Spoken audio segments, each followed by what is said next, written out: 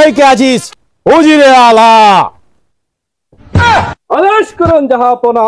ওজিরে আলা, আমি শিকার থেকে ফিরে এসে শুনতে পেলাম। আর কথা শোনার আগে আমি আপনাকে হালা বলবেন না, ওজির সাহেব বলবেন। হ্যাঁ, আমি শিকার থেকে ফিরে এসে শুনতে পেলাম প্রজারা নাকি আমার বিরুদ্ধে ষড়যন্ত্র করেছে। কি ষড়যন্ত্র করেছে, কেন করেছে তা কি আপনি বলতে পারেন? না মহারাজ, আমি তো তখন ঘুমিয়েছিলাম। আপনি আমি তো ষড়যন্ত্রকারী যে কে করেছে কে না করেছে আমি ঘুমের মধ্যে থেকে কেউ দেখতে পারি নাই মহারাজ।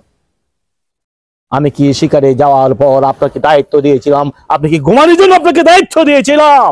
মহারাজ মাফ করবেন, আমি যে আমার ঘুম এইরকম একটা ঘুম আসছে, আমি মনে করছি আপনার থেকে আমি বেশি বাদশা।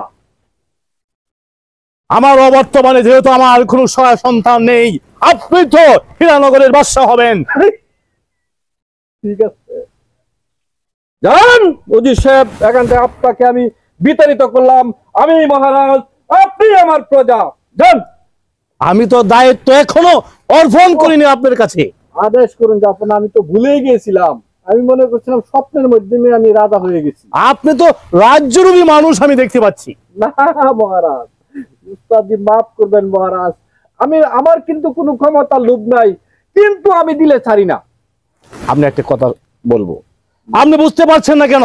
যেহেতু আমার কোনো সন্তান নেই, আপনার উপর বিশ্বাস রেখেই আমি শিকারে গিয়েছিলাম। তারপর একের পর এক দায়িত্ব আপনাকে দিয়ে গেছিলাম। তারপর বলছি কি, আমার মৃত্যুর পর আপনি হবেন হীরানগরের বাদশা। তাহলে আপনার ভিতরে এত অহংকার কেন? না মহারাজ, কে ষড়যন্ত্র করেছে আমাকে বলুন, আমি তার দাঁত ভাঙ্গা জবাব দিব। আমি শিকারে যাওয়ার পরে কে ষড়যন্ত্র করছি এটা দেখার দায়িত্ব ছিল আপনার। আমি যে আপনাকে বারে বারে বললাম আমি ঘুমিয়েছিলাম, আপনি কি আমার কথা বিশ্বাস করতেন না? ঘুম থেকে ঘুমিয়েছিলেন ভালো কথা, কিন্তু আপনার তো সৈন্য সামন্ত রয়েছিল, তাদেরকে দিয়ে আপনি দায়িত্ব পালন করতেন। তারা সবাই ঘুমিয়েছিল মহারাজ। রাত্রের নিশীথে আজকে যে কুয়াশা পড়েছে, ঠান্ডা পড়েছে, না ঘুমিয়ে কি করবেই মহারাজ। দেশের আবহাওয়া কি পরিবর্তন হয়ে গেল? হ্যাঁ মহারাজ, আপনি তাকে আপনিও ঘুমিয়ে থাকতেন। কারণ এত শীত কই থেকে হঠাৎ করে আসলো এটা তো আমি বুঝতে পারলাম না। হিমালয়ে ওই প্রদেশ থেকে শীত এসে ওই জায়গায় পড়েছে মহারাজ। তো হিমালয় কি এত বছর ছিল না? হঠাৎ করে হিমালয় থেকে বাতাস, ঠান্ডা বাতাস আসছে, আর মানুষ সব ঘুমিয়ে আমার বিরুদ্ধে ষড়যন্ত্র করছে। এটা কেন করছে? আপনি যে মহারাজ, আপনি কি বাতাসটা, ঠান্ডা বাতাসটা গরম করে দিতে পারেন না?